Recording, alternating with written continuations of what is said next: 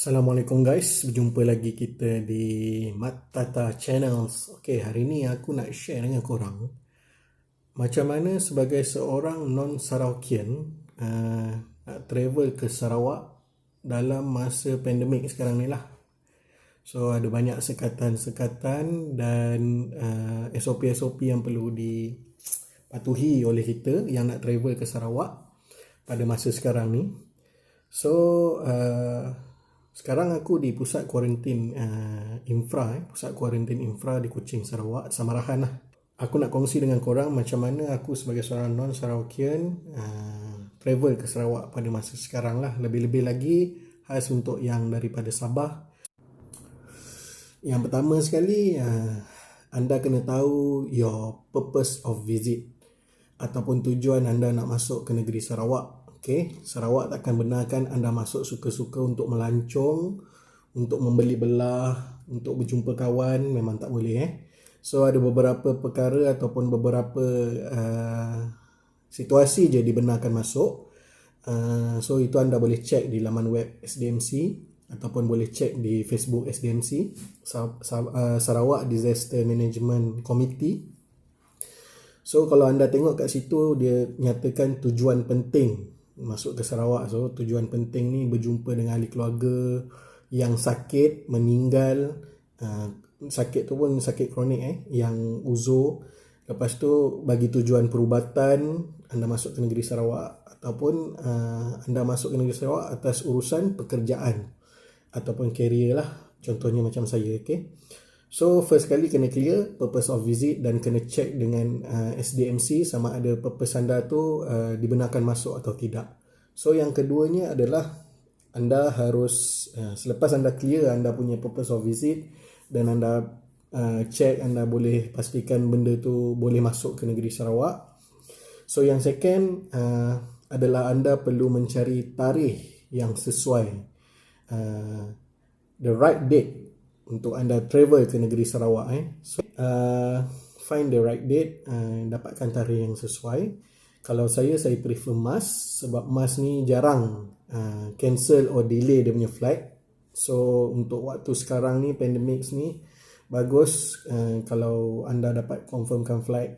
Dan macam saya pilih MAS lah, Malaysia Airlines. So bila dah dapat flight, anda kena ambil kira yang kalau non-Sarawakian nak masuk ke negeri Sarawak pada masa sekarang dari Sabah dan Labuan, anda harus sertakan sekali test result RT-PCR, swab test RT-PCR. RT-PCR.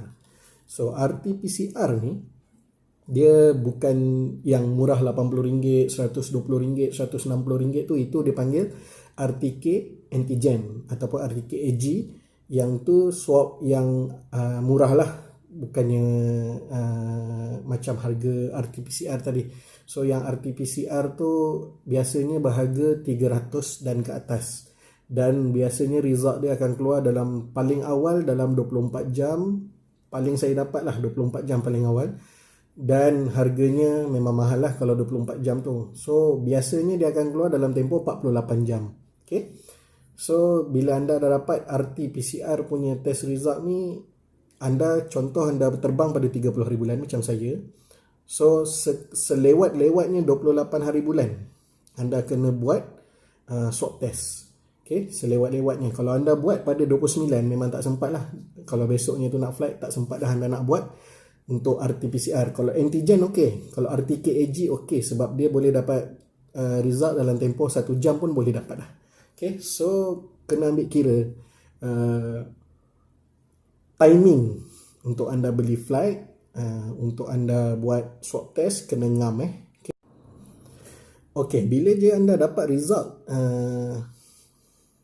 RT-PCR tadi, dapat je result swab test tadi, teruslah anda mengisi Enter Sarawak. Okay, Enter Sarawak ni link dia seperti yang tertera di atas. Okay, so Enter Sarawak ni anda perlu sertakan anda punya salinan IC, boarding pass, lepas tu test result swab tu RT-PCR, pastikan RT-PCR, dan kemudiannya dokumen-dokumen sokongan. Kalau macam saya yang bekerja di Sarawak, datang ke Sarawak atas urusan kerja, kena ada surat lah daripada majikan. Kalau yang datang atas urusan melawat keluarga meninggal ataupun sakit, kena ada surat lah daripada hospital ataupun daripada polis atau sijil kematian dan sebagainya lah. So benda-benda tu akan digunakan oleh SDMC untuk menilai sama ada anda dibenarkan masuk ataupun tidak. Okay? So bila dah dapat je enter Sarawak tu, dah isi, dah anda dah attach segala dokumen-dokumen sokongan yang diperlukan. So anda hantar, submit, and then anda akan dapat satu reference number macam saya di atas ni. Okay, reference number tu, and then bila dah dapat reference number tu, apa yang perlu anda buat, anda screenshot reference number tu dan anda WhatsApp SDMC immediately sebab kita nak terbang besok. Result baru dapat hari ni, kita dah nak terbang besok. So bila dah dapat reference number, terus WhatsApp SDMC punya nombor di atas ni. Okay, SDMC punya nombor di atas ni, dan terus anda attachkan anda punya reference number tadi dan terus tanya, okay, salam sejahtera SDMC, saya ingin bertanya status permohonan enter Sarawak saya bagaimana. Macam itulah lebih kurang ayat dia. So bila kita WhatsApp terus ke macam tu, SDMC akan baca dan dia akan take note lah untuk baca, untuk tindakan segera. Okay. So bila dah approve enter Sarawak, anda pergi ke kaunter syarikat penerbangan. Dokumen-dokumen yang akan diminta adalah approval enter Sarawak, and then boarding pass, your IC, and then jangan lupa bawa test result, swab test tu. Yang RT-PCR yang kita dah hantar ke enter Sarawak tu, dia punya hard copy tu kita bawa juga ke airport. Jangan lupa, benda ni ramai orang tertinggal. Okay, yang tu jangan lupa bawa sekali, letakkan dalam satu sampul semua dokumen ni supaya bila diminta senang kita keluarkan. Okay, so dekat syarikat penerbangan tu dia akan tengok semua tu. Dan last kali anda kena isi adalah e-health declaration. Yang ini SDMC punya requirement juga. So anda isi e-health declaration tu biasanya diisi 12 jam sebelum ketibaan lah. So pagi ataupun petang ataupun hari anda pergi ke airport tu, sempatlah anda isi. Okay, anda isi di airport, dia memang ada barcode dia disediakan di merata tempat lah dekat syarikat penerbangan tempat anda beratur nak pergi check in tu, dan memang ada tempat barcode dia. Anda tinggal scan QR code tu, and then anda isi e-health tu lah. Okay, so bila dah isi semua tu, barulah anda dilepaskan masuk ke dalam boarding hall. Okay, so anda dah boleh masuk dalam lah. So selesai masalah anda di negeri Sabah ataupun Labuan tu, anda akan menaiki penerbangan ke negeri Sarawak pula. So kita cerita pasal negeri Sarawak pula. Setibanya di negeri Sarawak, anda akan di-escort lah. Okay, ada beberapa penjaga yang akan mengarahkan laluan anda daripada laluan khas. Turun je daripada kapal, memang kena lalu laluan tu. And then first kali dia akan check adalah anda punya enter Sarawak approval. Dia ada kat situ, tak silap saya ada Jabatan Perkhidmatan Awam lah yang bertugas di airport di Kuching, macam saya di Kuching. So ada beberapa agensi yang bertugas di sana, KKM, ada JPA, ada polis. Okay, so diorang akan check anda punya approval SDMC, akan check anda punya e-health declaration, anda punya swab test, dan boarding pass anda daripada mana lah. Dia nak tengok anda punya penerbangan ni daripada mana. IC tu confirm lah. So bila dah lepas je stage dia check anda punya dokumen, terus ke kaunter KKM untuk anda dapat quarantine order. Okay, quarantine order ni adalah arahan untuk anda berkuarantin lah daripada KKM. So kat situ anda kena isikan maklumat, nama, alamat, apa tujuan lawatan, apa semualah pekerjaan. So kat situ sekejap je lah proses dia. Anda isi beberapa borang, tanda tangan, dia akan minta dokumen-dokumen tadi juga. So selepas je anda daripada isi anda punya quarantine order tu, arahan untuk anda berkuarantin tu, terus anda akan kalau macam saya non Sarawakian masuk ke negeri Sarawak, kita akan pergi ke kaunter pembayaran untuk kita bayar pula. Okay, ada dua benda lah yang perlu dibayar oleh non Sarawakian kalau masuk ke negeri Sarawak. Yang first adalah swab test, 2 kali swab test, 1 kali swab test 150, 2 kali 300. wajib dibayar. Dan satu lagi optional adalah quarantine, tempat anda quarantine. So kalau macam hotel, dia ada bayaran dia lah, range dalam 1,500, 1,800, 2,000 macam tu lah. Okay, dia tak tentu, ikut hotel dan ikut arahan daripada SDMC yang dari semasa ke semasa lah. Sebab ada yang dulu masuk 2,400 kena, time 14 hari mandatory. So yang terkini saya dengar ada yang 1,800. So terpulang saya tak lalui proses tu sebab saya tak bayar yang saya tak memilih option untuk di quarantine di hotel, dan saya meminta untuk di quarantine di pusat quarantine milik kerajaan lah. So selepas je kita buat pembayaran di kaunter pembayaran tu, terus kita akan cocok hidung, kena swab test lagi. Hari-hari kena swab test. Okay, selepas je kita bayar tu, terus kita pergi swab test, cocok lagi hidung, masuk, tarik, cocok lagi, masuk. Dia pusing-pusing macam ni dia punya swab test tu lebih kurang sampai kat sini lah. Sini, hidung anda kat sini. Okay, lepas tu dia cocok pula mulut, pusing. Tekak, kat situ anda rasa macam nak muntah. Tapi bukanlah, tak sakit lah, saja je. Okay, swab test tu biasa je. Anda pun dah pernah, sebelum sampai Sarawak pun kita dah swab test sekali. Okay, selesai je anda swab test, anda ambil anda punya bagasi yang anda check in tadi. Lepas tu anda akan diarahkan atau keluar daripada airport tu lah. So sebelum keluar tu akan ada beberapa orang abang-abang Jabatan Perkhidmatan Awam, frontliner kita yang jaga kat sana. So kat situ anda kena clear dan bagi tahu dan maklumkan kepada mereka sama ada anda ingin berkuarantin di hotel bayar sendiri non Sarawakian, ataupun anda mau dikuarantin di pusat kuarantin milik kerajaan macam saya lah di Infra ni.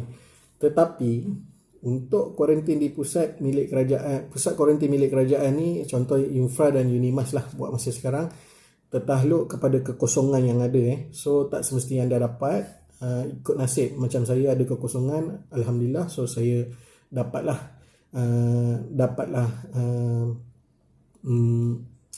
dikuarantinkan di pusat kuarantin milik kerajaan lah di Infra Samarahan. Okay, so bila je anda dah nyatakan dia kata ada kekosongan, anda akan diarahkan naik ke bas lah. So kat sana memang anda keluar je daripada airport, memang ada bas direct. Macam saya time tu ada 8 biji bas 1, 2, 3, 4, 5, 6, 7, 8. So 1, 2, 3 dia akan asing-asing. Seorang dia suruh bas nombor 1, seorang bas nombor 2, bas nombor 3, bas nombor 4. Dia akan asing-asing macam tu. Sebabnya lain orang lain akan dihantar ke pusat kuarantin yang berbeza-beza lah. Dia tak hantar satu tempat. So macam yang pergi ke Infra macam saya, okay, naik bas nombor 8. Semua pergi ke bas nombor 8. Tak ramai macam saya tu ada dalam 5 orang satu bas tu. Okay, so bila dah masuk dalam bas, tunggu sekejap dekat stesen bas tu, dekat airport tu. Okay, ini trik ni. Dekat airport tu akan ada orang jual air, jual nasi lemak, jual keropok dekat airport kan, dekat tempat parking bas tu. Memang ada orang jual air. Kat situlah perhentian terakhir untuk anda membeli bekalan anda sebelum anda masuk ke pusat kuarantin. Kalau nak beli air mineral, beli. Kalau saya punya suggestion, belilah air mineral botol besar, 1 ataupun 2 untuk bekalan emergency anda di pusat kuarantin lah. So pusat kuarantin memang ada bekalkan air, tapi anda tak boleh keluar daripada bilik. So anda kena ingat, air yang dibekalkan tu kalau anda kuat minum memang akan habis lah. Mineral, setakat mineral botol kecil tu sekali makan memang habis. So macam saya banyak minum air, kita bawa lah, belilah kat situ air mineral botol besar. So selepas tu anda akan dihantar ke pusat kuarantin, buat pendaftaran, and then dihantar masuk ke bilik lah. So bila dah duduk dalam bilik macam saya ni, macam tu lah, kena kuarantin. So lepas anda buat pendaftaran di pusat kuarantin yang anda pilih tu, kalau hotel lah, kalau macam saya di Infra ni, anda akan dihantar ke bilik lah. So bila masuk je dalam bilik tu, anda dah tak boleh dah nak keluar bilik, kalau tak ada urusan penting lah. Kalau ada urusan penting macam anda sakit ke apa, nak pergi laporkan kepada penjaga, boleh lah, penjaga pusat kuarantin tu. So kalau tak ada urusan penting, memang anda tidak dibenarkan langsung keluar daripada bilik. Makanan, minuman, apa-apa segala bekalan barang akan dihantar ke bilik anda lah. So kat sini saya ada beberapa tips untuk anda yang nak kuarantin di pusat kuarantin milik kerajaan Infra Unimas di Kuching, Sarawak. So yang first sekali anda kena ingat, kalau nak datang sini, tuala kena bawa. Ini yang saya terlupa, saya tak bawa tuala. Okay. So tuala kena bawa sendiri sebab sini tak disediakan tuala, dia hanya sediakan cadar, selimut dengan sarung bantal. Okay, so yang itu memang disediakan, tapi tuala dia tidak sediakan, so kena bawa tuala sendirilah kalau nak kuarantin di pusat milik kerajaan ni. So yang di hotel tu memang disediakan lah. Kalau di hotel tu memang biasanya tuala disediakan. Yang keduanya adalah bawa lah makanan ringan anda sendiri. Dan kalau misalnya anda bergerak daripada Sabah ataupun Labuan tu nak ke Sarawak ni, kalau misalnya anda rasa tak keberatan, bawa lah satu termos ataupun pemanas air lah. Bawa satu pemanas air, water heater, supaya anda boleh masak air sendiri di dalam bilik kuarantin anda. Okay? So yang tu penting lah bagi saya. Pada saya, macam saya, kes saya masuk hari pertama, tuala semua tak ada. So hari semalam, saya minta sahabat saya tolong hantarkan barang-barang keperluan saya lah. So diorang dah hantarkan semalam. Terima kasih pada kawan-kawan saya, Azfar, Isamuddin dengan Anwar. So diorang hantar barang-barang keperluan saya, tuala, makanan, Milo, Maggi, semua diorang hantar lah. So sekarang saya dah lengkap lah dengan barang-barang tu. So itu tips-tips untuk masuk ke pusat kuarantin milik kerajaan ni lah. So boring memang boring, tapi tak apa, kita buat semua ni adalah untuk mengekang penularan wabak COVID-19. Lebih-lebih lagi di negeri Sarawak ni lah, kes tak banyak. Jadi kita nak kekalkan kes tak banyak tu, kita patuhi SOP dan perintah-perintah yang dikeluarkan oleh kerajaan negeri dari masa ke semasa. So saya harap video saya ni dapat membantu anda, kawan-kawan saya Sabah, Labuan, non-Sarawakian yang nak travel ke negeri Sarawak. So semoga berjumpa lagi di masa hadapan. Jangan lupa komen, like, subscribe dan tekan loceng untuk dapatkan saya punya video-video akan datang. Kalau anda berminat lah, kalau tak minat tak apa. Okay. So stay tune. Terima kasih kerana menonton. Bye bye.